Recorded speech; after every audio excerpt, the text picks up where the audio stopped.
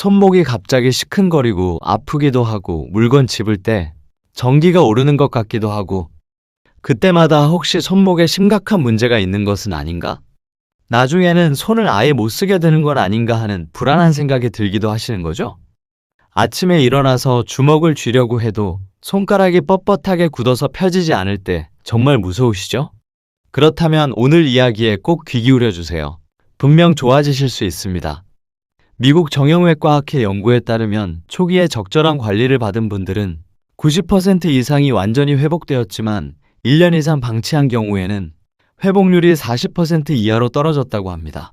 하지만 걱정하지 마세요. 지금부터라도 올바른 방법을 알고 실천하시면 충분히 좋아지실 수 있어요. 혹시 여러분은 나이가 드니까 당연한 거 아닐까라고 생각하시는 것은 아닌 거죠? 절대 그렇지 않습니다. 최근 존스 홉킨스 병원 정형외과에서 발표한 충격적인 연구 결과가 있습니다. 손목 통증을 6개월 이상 방치한 중장년층 환자들을 추적 조사한 결과 무려 78%가 일상생활에 심각한 지장을 받게 되었다는 것입니다. 더욱 놀라운 건 이 중 절반 이상이 단순히 참고 견디다가 치료 시기를 놓쳤다는 점입니다. 손목 통증은 몸이 우리에게 보내는 중요한 경고 신호예요. 이를 무시하고 계속 사용하다 보면 힘줄과 신경이 점점 더 손상되어 회복이 어려워집니다. 그럼 이제 손목 통증의 원인을 차근차근 알아볼까요? 하버드 의대 연구팀이 중장년층 손목 통증 환자 2,000명을 분석한 결과 원인을 크게 3가지로 분류할 수 있었습니다. 첫 번째 원인부터 잘 들어보세요. 반복적인 동작으로 인한 힘줄 염증입니다. 설거지, 청소 등 집안일을 심하게 반복적으로 하거나 스마트폰과 컴퓨터 사용할 때 손목이 꺾인 상태로 오래 있으면 손목 안쪽을 지나가는 힘줄들이 계속 마찰을 받게 돼요. 마치 밧줄을 계속 한쪽으로만 비비면 닳아지는 것과 같은 원리입니다. 두 번째 원인은 손목 터널의 압박입니다. 우리 손목에는 정중신경이라는 중요한 신경이 지나가는 터널이 있어요. 이 터널 주변의 조직이 부어오르면 신경이 눌리게 되는데 이때 저림과 통증이 나타납니다. 특히 밤에 더 심해지는 이유는 잠들 때 손목이 구부러진 자세를 오래 유지하기 때문입니다. 세 번째 원인은 관절 자체의 문제입니다. 나이가 들면서 연골이 닳거나 관절 주변 인대가 약해지면서 생기는 통증이에요. 이는 무릎이나 어깨 관절염과 비슷한 원리인데 손목도 우리가 평생 많이 사용하는 관절이라 자연스럽게 마모가 생길 수 있습니다. UCLA 의과대학 연구에 따르면 이런 손목 통증의 80%는 생활습관 개선과 간단한 관리만으로도 상당히 호전될 수 있다고 합니다. 그럼 지금부터 실제로 어떻게 하면 되는지 구체적인 방법을 알려드릴게요.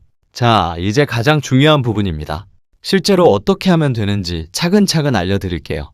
총 3가지 방법이 있는데 하나씩 따라해 보시면서 들어보세요. 첫 번째 방법은 손목 스트레칭입니다. 정말 간단해요.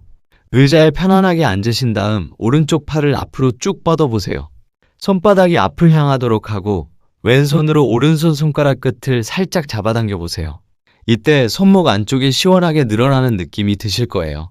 15초 동안 유지하신 후 이번에는 손등이 앞을 향하도록 뒤집어서 같은 방법으로 스트레칭 해주세요. 하루에 아침, 점심, 저녁 3번씩 양쪽 손을 번갈아 가며 해주시면 됩니다. 메이오 클리닉에서 이 스트레칭을 꾸준히 한 환자들을 관찰한 결과 2주 만에 통증이 절반 이상 줄어들었다는 보고가 있습니다. 핵심은 꾸준함이에요.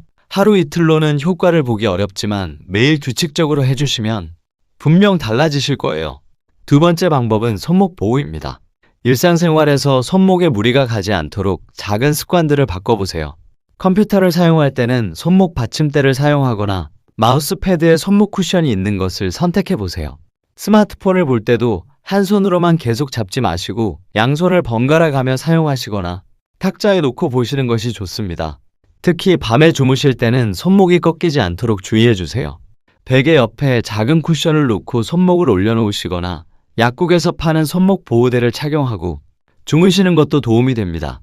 클리블랜드 클리닉 연구에 따르면 밤에 손목을 올바른 자세로 유지한 분들이 그렇지 않은 분들보다 회복 속도가 3배 빨랐다고 합니다. 세 번째 방법은 온찜질과 냉찜질을 활용하는 것입니다. 급성 통증이 있을 때는 냉찜질이 효과적이에요. 수건에 얼음을 싸서 10분 정도 손목에 대고 계세요. 하루 서너 번 반복하시면 염증이 가라앉는 데 도움이 됩니다. 반대로 만성적으로 뻣뻣함이 있을 때는 온찜질이 좋아요. 따뜻한 물에 손목을 담그거나 온찜질팩을 15분 정도 올려놓으세요. 혈액순환이 좋아지면서 근육이 이완됩니다. 국립보건원 연구에서 온냉찜질을 적절히 활용한 환자들의 만족도가 90%를 넘었다는 결과가 있어요. 중요한 건 본인의 증상에 맞게 선택하는 것입니다. 붓고 열이 날 때는 차갑게, 뻣뻣하고 경직될 때는 따뜻하게 해주시면 됩니다. 그런데 많은 분들이 이런 질문을 하십니다. 약사님, 이 방법들을 얼마나 오래 해야 하나요? 부작용은 없을까요? 병원에는 언제 가야 할까요? 하나씩 답해드리겠습니다. 먼저 기간에 대해서 말씀드리면 개인차가 있지만 보통 2주에서 한 달 정도 꾸준히 하시면 변화를 느끼실 수 있어요. 다만 너무 성급하게 생각하지 마세요. 손목은 우리가 평생 사용해야 하는 소중한 부위이니까 천천히 인내심을 갖고 관리해 주시는 것이 중요합니다. 부작용은 거의 없어요. 다만 스트레칭 할 때 너무 세게 당기거나 찜질 온도가 너무 뜨겁거나 차가우면 오히려 해로울 수 있으니 적당히 해주세요. 스트레칭은 살짝 당기는 느낌 정도로 찜질은 피부에 직접 닿지 않도록 수건을 한 겹 깔고 해주시면 됩니다. 병원에 가셔야 하는 경우도 있어요. 손가락이 완전히 저려서 감각이 없다거나 손목이 붓고 열이 심하게 날 때 또는 한 달 이상 이런 방법들을 해봤는데도 전혀 호전이 없을 때는 정형외과 진료를 받아보시길 권해드려요. 특히 밤의 저림 때문에 잠을 못 잘 정도라면 빨리 전문의 상담을 받으시는 게 좋습니다. 추가로 알려드릴 팁이 하나 더 있어요. 손목 통증이 있을 때는 비타민 B6와 마그네슘이 도움이 될 수 있습니다. 비타민 B6는 신경 건강에 좋고 마그네슘은 근육 이완에 도움을 줍니다.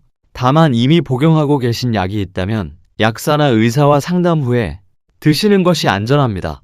일상생활에서는 무거운 것을 들 때 손목만 사용하지 마시고 팔 전체의 힘을 이용해 보세요. 그리고 같은 동작을 오래 반복하실 때는 중간중간 휴식을 취하시고 손목을 가볍게 돌려주시는 것도 좋습니다. 오늘 함께 들어보신 이야기가 도움이 되셨기를 바랍니다. 기억하세요. 손목 통증은 충분히 좋아질 수 있는 문제예요. 작은 변화라도 꾸준히 실천하시면 분명 달라지실 거예요. 무엇보다 너무 걱정하지 마시고 차근차근 관리해 나가시길 바랍니다. 건강한 하루 보내시고 다음에는 어깨 결림과 목 통증 해결법에 대해 들려드리겠습니다.